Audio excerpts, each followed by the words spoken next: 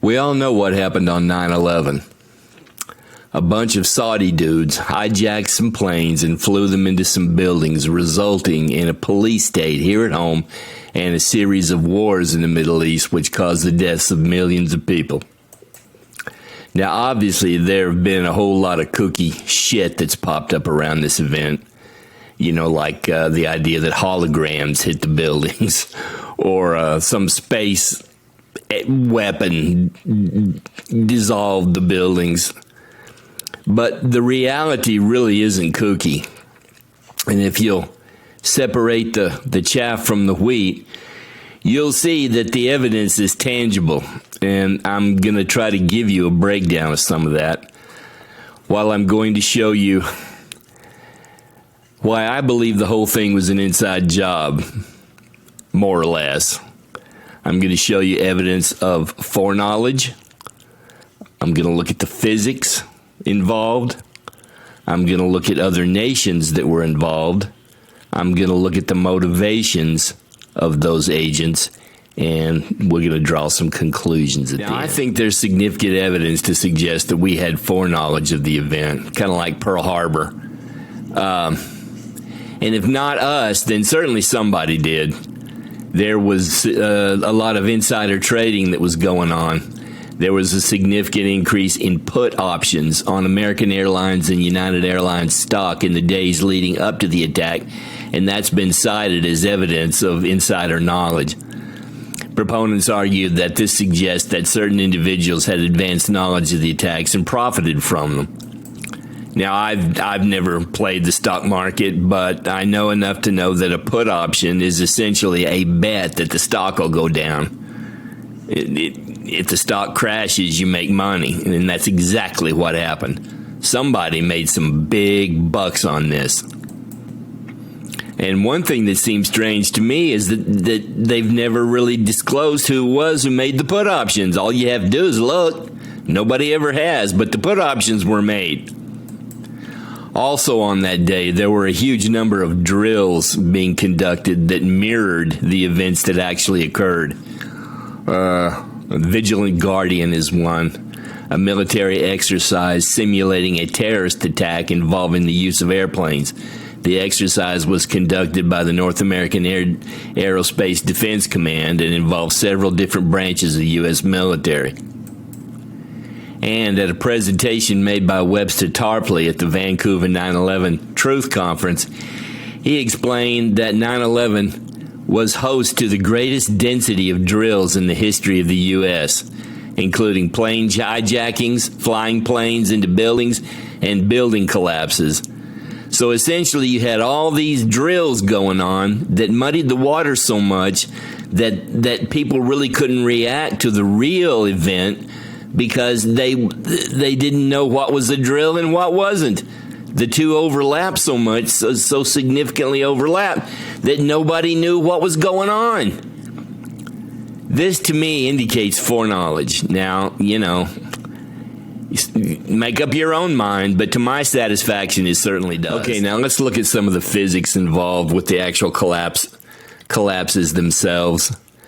You had free fall acceleration. Proponents argued that the rate at which the buildings collapsed is consistent with free fall acceleration, indicating that there was no structural resistance from the lower floors. You had a symmetrical collapse. In other words, they fell down in their own footprint. You know, if the buildings were hit, like say in the corner or toward the side of the building, which they were, they would have toppled over. They wouldn't have fallen down in their own footprint like that. Many people said they heard the sound of smaller demolitions going off just before the collapse, which would seem to indicate a controlled demolition. Then you found molten metal all over the place, which wouldn't have happened. The jet fuel didn't get hot enough to be able to melt metal. And then, of course, you have Building 7 that was never even hit by an airplane, and it pancaked down in its own footprint too. And I'm going to show you a little bit about that. That's pretty freaky. So anyway, though, let's go on. I'm going to show you some videos. That'll take about 5 minutes or so, but I'm going to go on to that, and then we'll continue on with Building 7 after that. First, let's just take a look at what a real controlled demolition looks like on a couple of twin towers. 3, 2, 1, fire.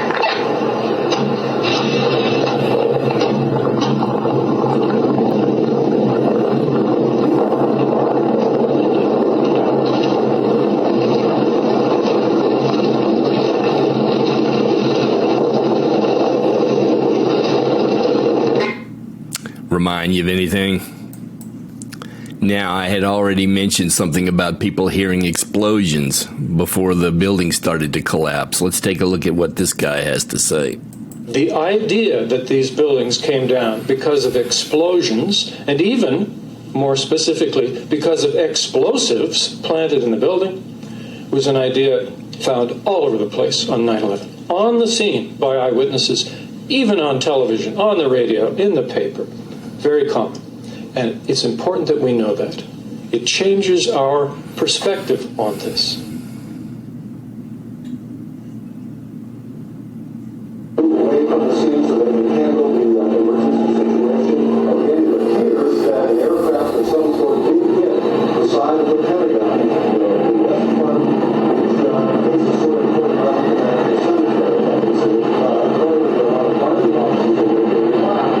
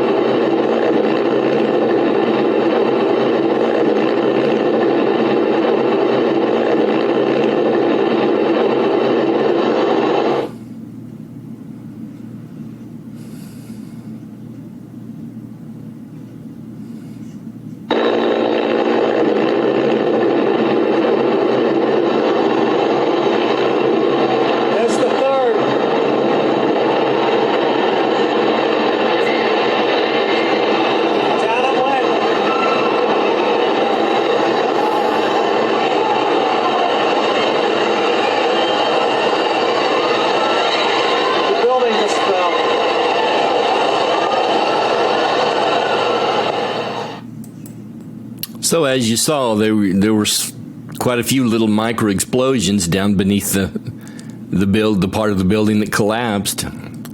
Looked a lot like demolition to me. But, you know, it might not have been. I don't know. Could have been fairies. I don't know. But this guy here, he's going to talk about the physics of the collapse itself. Pushing on the bottom section, it's going to meet equal forces as it goes. Both sections are going to be demolished at the same rate.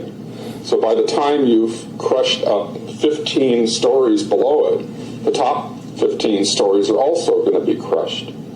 And so there's nothing left now to crush the rest of the building. Something of this kind is what we should have seen when the top section of the towers collapsed onto the lower one.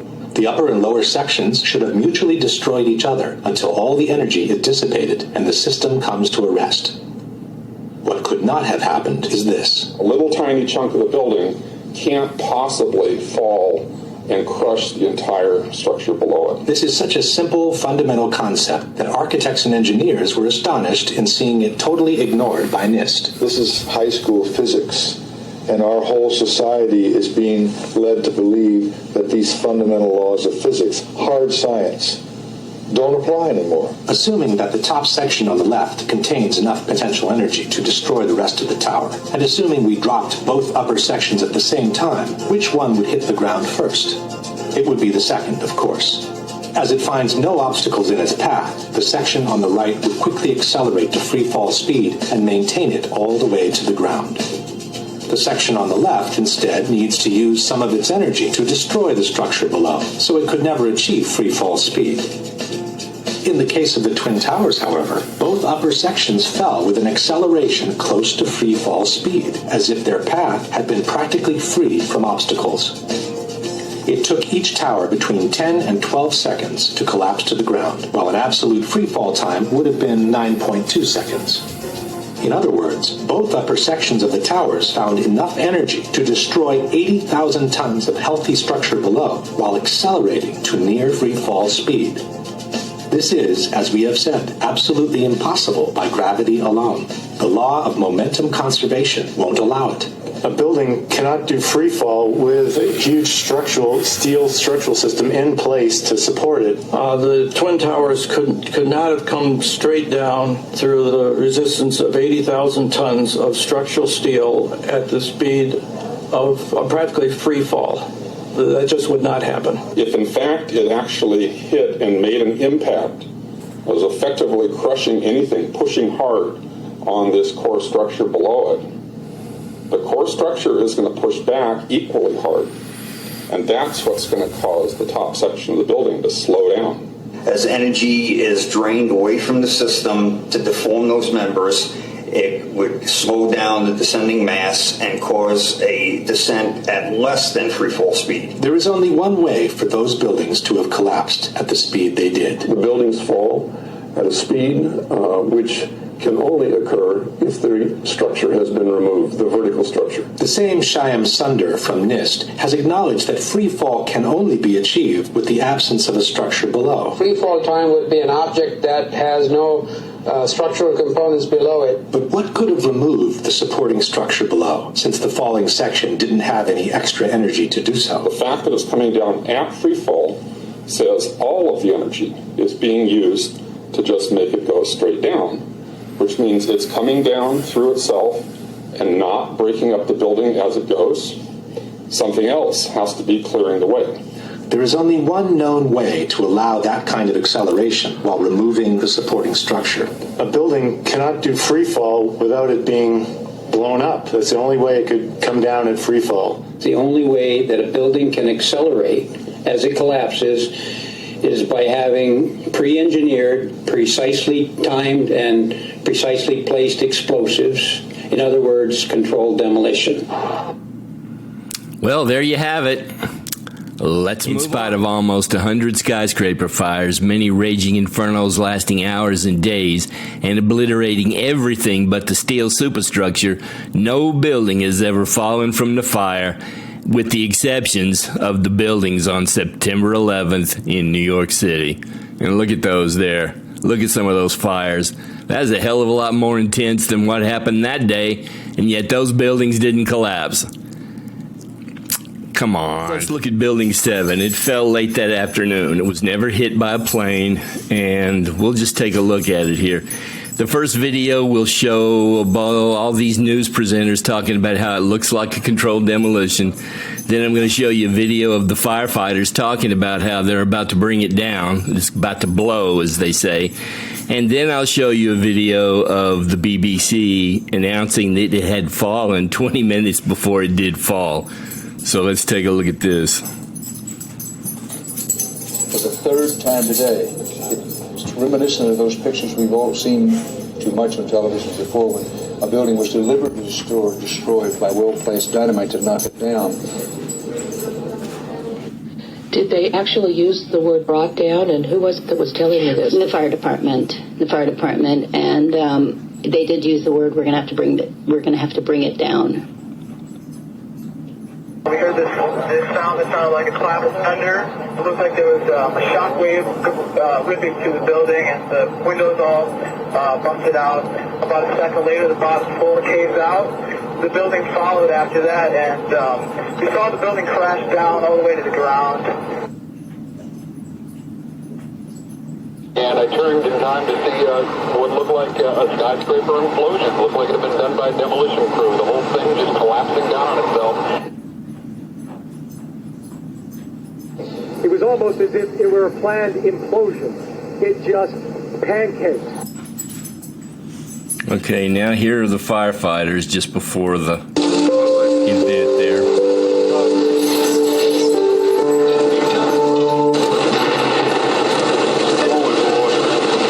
Keep your eye on that building as we coming down. Building's about to blow up. Moving back here. All right, guys. Sorry. We are walking back. There's a building about to blow up. Whole flame, debris coming down. Just in the last few seconds, another building, building number 7, one of the buildings in support of the World Trade Center towers, has collapsed. This is no small building, as you can see, at 47 stories. It would stand out in most American cities. And now here's the BBC. This is the one that really Now, more trips on the my trigger. latest building collapse in New York. You might have heard a few moments ago I was talking about the Salomon Brothers building collapsing, and indeed it has. Apparently that's only a few hundred yards away from where the World Trade Center towers were. And it seems that this was not a result of a new attack. It was because the building had been weakened during this morning's attacks. We'll probably find out more now about that from our correspondent, Jane Stanley. You can see it up over her right shoulder. And there's an arrow in a minute. Well, only really what you already know. Details are very, very sketchy. There's almost a sense down. Come on, folks. Trust your own eyes. My God. Now, Congress did an investigation of the whole thing, and they had their 9/11 report. This is distinct from the 9/11 Commission report. And anyway, Congress, the congressional report concluded that Saudi Arabia did it. I mean, you know, it's pretty simple. They redacted 28 pages for years that were a secret. They kept them in a SCIF. No one could take any notes or cameras or anything. It was all highly secret. Finally, they did release them, and then when they did release them, it was crickets on both sides of the aisle. No one talked about them. Not even Alex Jones talked about them. However, I did read them, and it shows that Saudi Arabia did it. There were tons of Saudi princes and Saudi government officials who gave financial support to these guys during the time leading up to the event. And it's just written out there in those pages, plain as day. If you can find them. I tried to look for them again in researching this video, and I don't think I found them, but I have read them before. I read them as soon as they came out. And dude, Saudi Arabia did it. And it makes me want to pull my hair out. Go look them up. You read it yourself. And next we have the dancing Israelis, because they were dancing and they were Israelis, so they were called the dancing Israelis. 5 Israeli men, later identified as Mossad agents, were arrested on the day of the attacks after being observed filming and celebrating the collapse of the World Trade Center.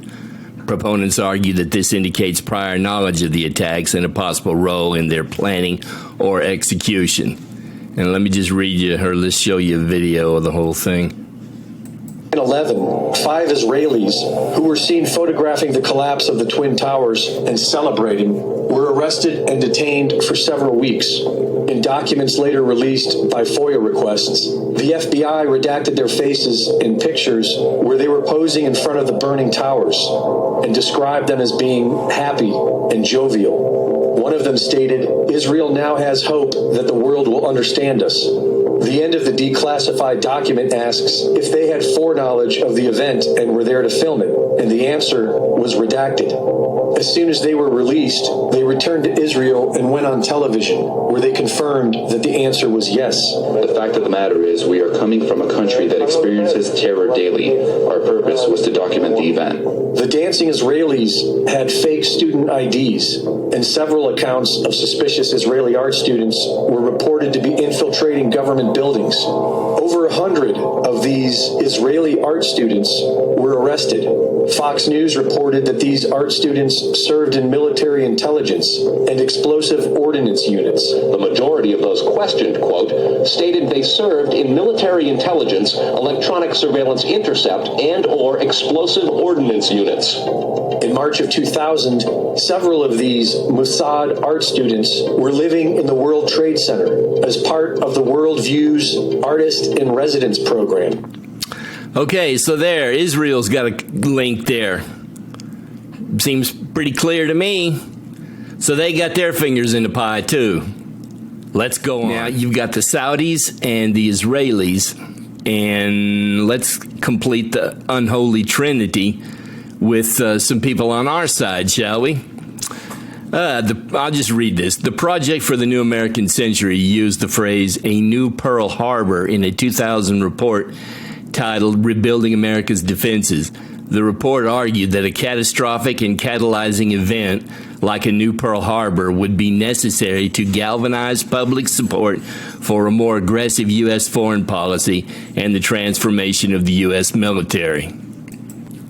These were the neocons, people. Neocons. Neocons were a bunch of warhawk Democrats from the 60s who didn't like the pacifist direction that the Democratic Party was taking, so they bailed the Democratic Party, joined the Republican Party, and continued on as Republicrats, Democrats calling themselves Republicans, whose only reason to be there was war.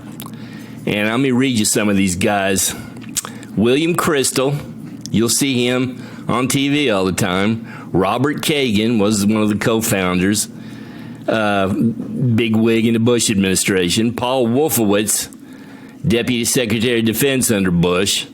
Richard Pearl, and then there's Donald Rumsfeld, and then there's that old boy Dick Cheney, Martin Bormann, without all the warmth and charm. And he was the guy on the inside in the White House who was calling the shots and running the whole shebang as it transpired. And there's Bolton. Look at all these guys. There's Wolfowitz. Anyway, as a result of 9/11, the United States attacked and destroyed the main regional enemy of both Saudi Arabia and Israel. Iraq was the primary enemy of both Saudi Arabia and Israel at the time. It was an existential threat to the both of them, and in my opinion, they used us to attack their enemy. They used our guys as a proxy. Now, I've got a conspiracy theory here, and it is a conspiracy theory because I have no reason or evidence to support it. This is just my supposition. There was a lot of very sensitive information being kept in those buildings. In the Twin Towers, there were some accounting firms that were doing business with the military, holding some very classified information. And in Building 7, you had the CIA, the FBI. There was a lot in there, too. Now, if it were me, my supposition is that they might have already pre-planned to demolish the buildings in case the information might be compromised. And they might have done it 20 years before then. It's what I would do if you had a lot of sensitive information in a certain location. As a fail-safe, I would go ahead and rig the damn thing to blow so that if it ever faced a serious chance of being compromised, I could just push the button and cleanse the whole thing. It's what I'd do. And that's kind of what I think might have happened. Maybe. You know, they thought they were afraid they were going to lose some secret stuff, and so they just pushed the button and cleaned the whole thing wipe the slate clean. And they can't, of course they can't tell you about that. One, because it would be a public relations disaster to know that we had done that.